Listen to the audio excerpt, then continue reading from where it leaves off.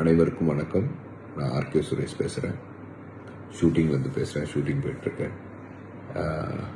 அன்பார்ந்த காரைக்குடி மக்களுக்கு வணக்கம். உங்களுக்கு ஒரு சின்ன ரிக்வஸ்ட் இல்லை, பெரிய ரிக்வஸ்ட் இது. ஒரு நல்ல மனிதன், நல்ல பொலிட்டீஷியன், தலை சிறந்த ஒரு பொலிட்டீஷியன், பண்பாளன், தமிழுக்காக இன்னைக்கு இல்லை என்னைக்குமே உழைத்து கொண்டு இருக்கும் ஒரு நபர் சட்டசபைக்கு வரட்டுமே ஒரு தடவை. இந்த காரைக்குடி மக்களை விட்டுறாதீங்க, எந்த விஷயத்துக்கும் விட்டுறாதீங்க, எதனாலையும் விட்டுறாதீங்க. நான் அனைத்து இந்திய அண்ணா திராவிட முன்னேற்ற கழகத்தின் பிஜேபி அலையன்ஸ் கூட்டணியில் இருக்கேன். ஸோ அவங்களுக்கு தான் சப்போர்ட் பண்ணுறேன். பட் ஒரு தமிழனா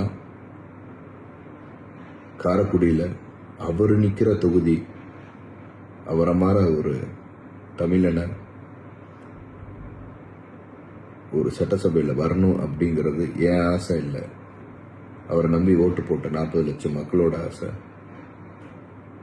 நம்ம எந்த காரணத்தை கொண்டும் அவரை தோக்க வச்சிடாதீங்க. அது அது அவர் தோக்கிறது கிடையாது, நீங்கள் தோக்கிறது, அந்த தொகுதியை தோக்கிறது. ஒரு தடவை வரட்டும், பாருங்க.